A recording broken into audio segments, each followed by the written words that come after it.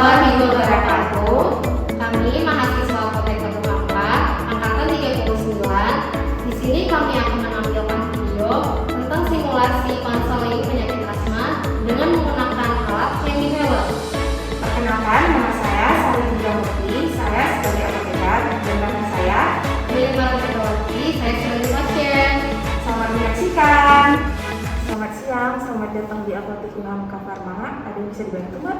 Oh iya Mbak, ini saya mau nebus resep ya Mbak. Kira-kira obatnya ada nggak ya Mbak?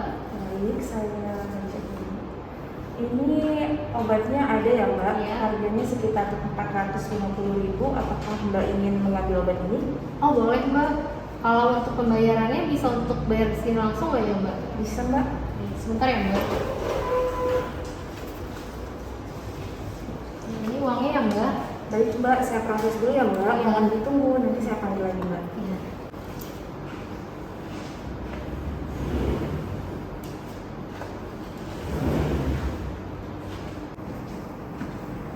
Resep atas nama Mbak Wilin. Iya Mbak. Atas nama Mbak Wilin. Iya betul Mbak. Sebelumnya obat ini untuk siapa ya, Mbak? Oh obatnya untuk saya sendiri sih Mbak. Baik, Mbak. Di sini obatnya ada Spiriva ya, Mbak. Sebelumnya Mbak pernah menggunakan obat ini tidak? Belum pernah sih Mbak. Belum pernah ya. Dokter sudah menjelaskan bagaimana cara menggunakan obat ini? Oh belum Mbak. Belum juga ya, Mbak. Apakah Mbak bersedia melakukan konseling sekitar 5-10 menit, Mbak? Boleh Mbak, saya bersedia. Baik, langsung ke ruang konseling ya, Mbak. Oh iya Mbak.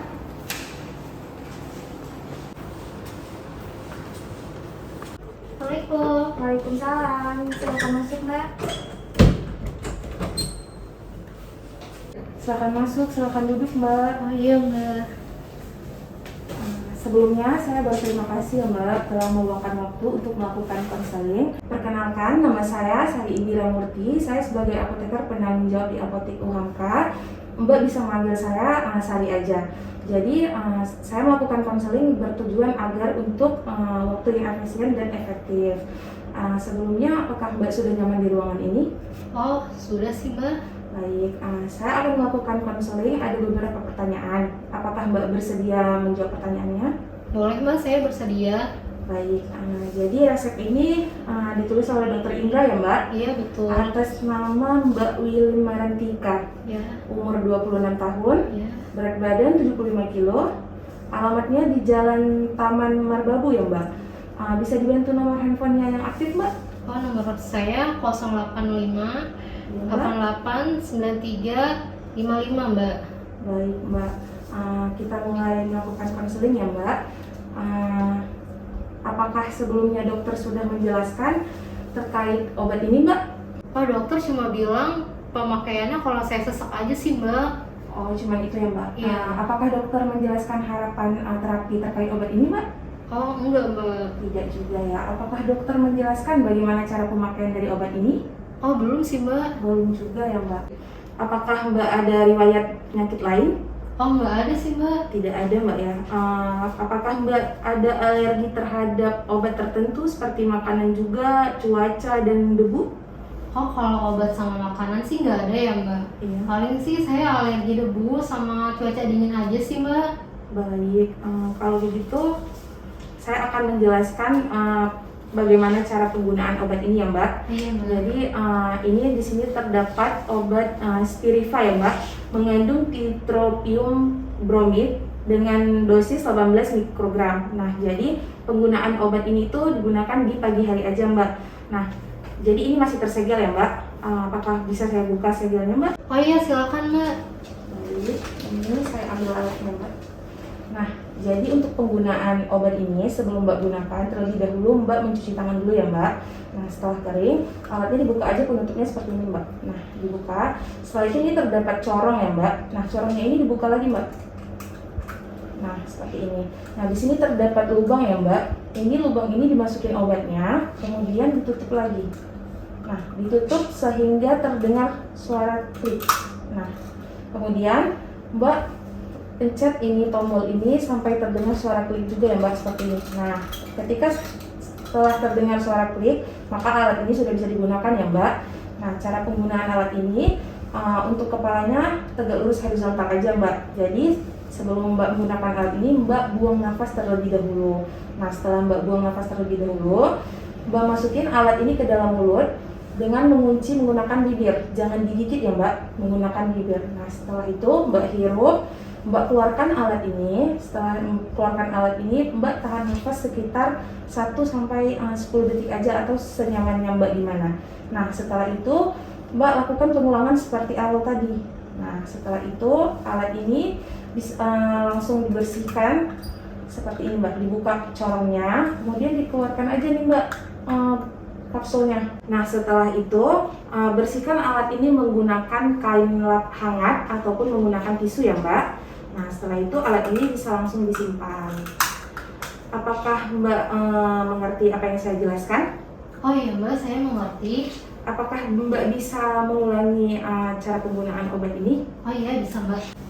Jadi untuk penggunaan alat ini ya Mbak, saya sebelumnya cuci tangan terlebih dahulu nih Mbak. Habis itu ketika tangan saya sudah kering, baru ini buka tutupnya, terus buka corongnya lagi ya Mbak ya. Buka corongnya, terus di sini nanti obatnya dimasukin si kapsul ini gitu ya Mbak ya. Terus saya tutup kembali sampai terdengar bunyi klik gitu ya Mbak. Terus nanti ini saya pencet tombolnya, saya pencet sampai bunyi klik juga. Terus untuk menggunakan alatnya saya masukkan kepala saya tegak lurus dulu, terus saya masukkan ke dalam mulut gitu. Buang nafasnya dulu secara perlahan-perlahan ya Mbak. Oh iya, buang nafas secara perlahan, terus masukkan ke dalam mulut. Iya. Kemudian dihirup, terus habis itu dikeluarkan alatnya. Saya tahan nafas 1-10 detik atau senyamannya saya ya Mbak ya. Kemudian saya buang nafas secara perlahan-lahan gitu ya Mbak. Ya, kemudian dilakukan pengulangan seperti awal ya Mbak. Oh iya. Terus nanti ketika sudah selesai ini kapsulnya saya buang ya Mbak ya. Terus nanti ini alatnya saya bersihkan pakai lap hangat atau tisu gitu ya Mbak ya. Baik Mbak. Nah Mbak, jadi untuk penyimpanan obat ini di suhu ruang ya Mbak, hindari kontak matahari langsung dan hindari dari jangkauan anak-anak Mbak. Nah, jadi setelah Mbak menggunakan obat ini, kemungkinan ada efek sampingnya nih Mbak, seperti Mbak susah buang air besar dan mulut terasa kering. Tapi Mbak jangan khawatir, Mbak bisa mengkonsumsi makanan yang berserat seperti buah-buahan dan mengkonsumsi air secukupnya.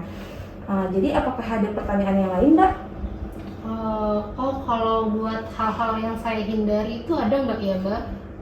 Kalau untuk yang dihindari itu tadi Mbaknya kan alergi dengan debu dan cuaca yang dingin ya, suhu dingin. Nah, kalau yang untuk di suhu dingin itu sih Mbak lebih ke menggunakan pakaian yang lebih panjang ataupun bahan yang lebih tebal dari yang biasanya Mbak. Nah, kalau misalnya untuk area yang berdebu, Mbak bisa sering-sering aja nih bersihin area yang di rumah yang menurut Mbak ini sering terdapat debu gitu Mbak. Jadi dibersihin aja agar tidak terjadinya kambuh gitu Mbak. Jadi apakah ada pertanyaan lain Mbak? Oh nggak ada sih Mbak. Cukup jelas ya Mbak. Iya. Baik Mbak, di sini saya sudah membuat form konseling. Apakah Mbak bisa untuk menandatangan di sini Mbak? Oh iya, boleh Mbak. Baik. Di sini juga saya terdapat brosurnya ya Mbak. Nah, jadi ini brosur dari obat tersebut ya Mbak. Jadi kalau misalnya nanti Mbak di rumah lupa cara penggunaannya bagaimana, Mbak bisa langsung baca di brosur ini. Selain itu di brosur ini juga terdapat nomor handphone saya. Jadi kalau misalnya Mbak mau melakukan konseling lagi atau ada yang kurang paham, Mbak bisa langsung hubungi saja nomor yang di sini Mbak ya. Oke, baik. Oh iya baik Mbak. Ada yang ingin ditanyakan lagi Mbak? Sepertinya nggak ada sih Mbak, sudah cukup jelas. Cukup jelas ya Mbak. Ini Mbak, ini juga brosurnya ya Mbak. Baik Mbak, terima kasih sebelumnya Mbak. Lekas sembuh. Iya, sama-sama. Sekian video dari